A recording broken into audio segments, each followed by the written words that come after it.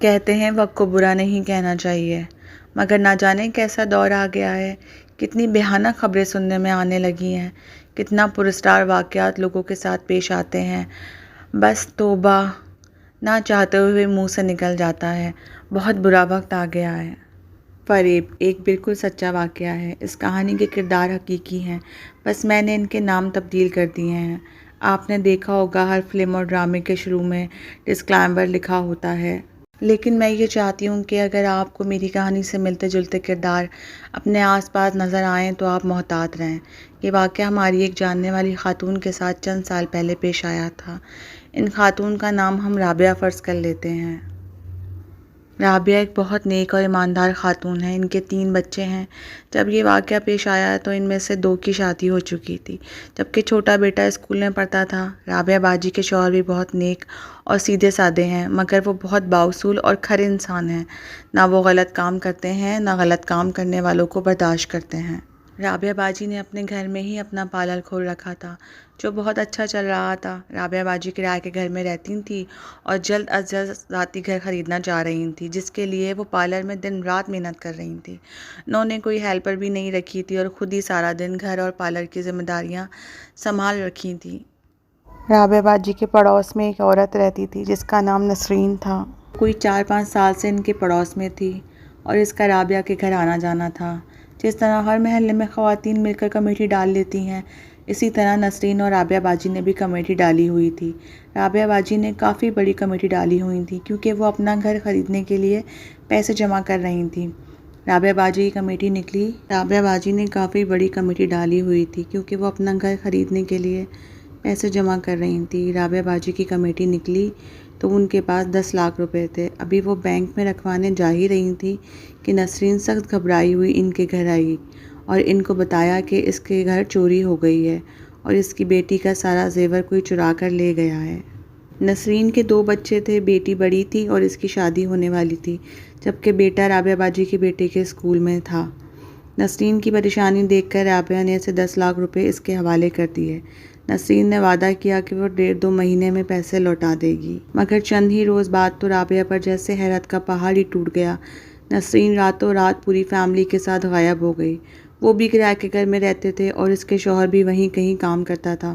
وہ اتنی خاموشی سے فرار ہوئے کہ کسی کو پتہ تک نہیں چلا، یہاں تک کہ اس نے کب اپنے بیٹے کو اسکول سے نکلوایا کسی کو علم نہیں۔ رابعہ اتنی شاک تھی کہ بیمار پڑ گئیں۔ 10 لاکھ روپے ان کے لیے بہت بڑا اماؤنٹ تھا، ان کے خون پسینے کی کمائی تھی۔ سب سے زیادہ ڈر انہیں اس بات کا تھا کہ اگر ان کے شوہر کو ان کی بے وقوفی کا پتہ چل گیا تو وہ بہت ناراض ہوں گے۔ رابعہ بیچاری اتنی کمزور ہو گئی تھی کہ پارلر بھی نہیں چلا پا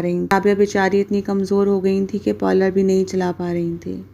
ایک دن ان کے ایک کلائنٹ ان سے ملنے آئیں۔ اس کا نام شمع تھا۔ شمع رابعہ باجی کے شوہر کی کزن بھی تھی۔ شمع رابعہ کی حالت دیکھ کر حیران رہ گئیں۔ اس کے پوچھنے پر رابعہ نے پوری کہانی اسے سنا دی۔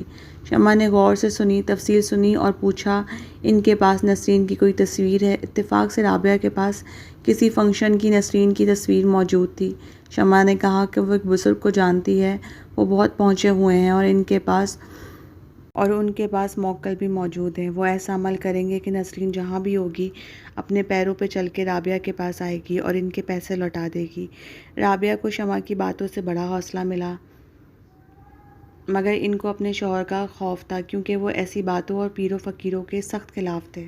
شمع نے کہا کہ وہ بابا کو اس وقت رابعہ کے گھر لائے گی جب ان کے شوہر موجود نہیں ہوں گے اور ان کو علم نہیں ہو سکے گا۔ قصہ مختصر، ایک دن شمع بزرگ کو رابعہ کے گھر لے کر آ گئی۔ رابعہ حیران رہ گئی، سوائے لمبی کالی داڑھی کے ان حضرات میں ایسی کوئی چیز موجود نہیں تھی کہ ان کو بزرگ کہا جائے۔ گندے کپڑے، کالے سیاہ رنگ، لال سرخ گھورتی اور جائزہ لیتی آنکھیں اور انتہائی مکروہ مسکراہٹ۔ خیر، نہ چاہتے ہوئے بھی رابعہ نے اس آدمی کو پورا واقعہ سنا دیا اور نسرین کی تصویر بھی دے دی۔ شمع نے کہا تھا کہ یہ بابا خلق خدا کی خدمت کرتا ہے اور ایسے پیسے بھی نہیں لیتا، اور اس وقت بابا نے بھی پیسوں کی کوئی تقاضا نہیں کیا۔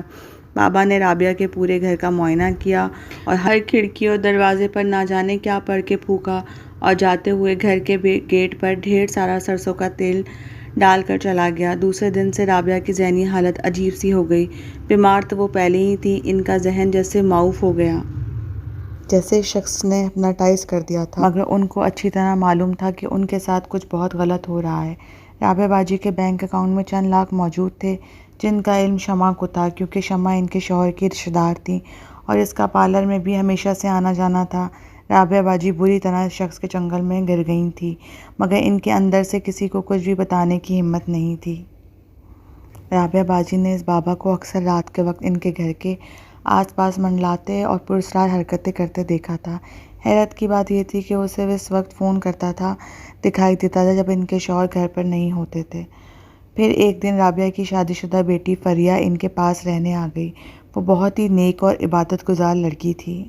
فریہ اپنی ماں کی حالت دیکھ کر پریشان ہو گئی۔ رابعہ تو نیم پاگل لگ رہی تھی۔ فریہ کو معلوم تھا کہ وہ فجر کی نماز پڑھ کر سورہ بقرہ کی تلاوت اونچی آواز میں لگا دیا کرتی تھی۔ رابعہ باجی کو تلاوت سن کر اپنے اندر بہت فرق محسوس ہونے لگا۔ ان کے ذہن سے جیسے بادل چھٹنے لگے، دھند صاف ہونے لگی، لیکن اس کے ساتھ ہی ڈراؤنے خوابوں کا سلسلہ شروع ہو گیا۔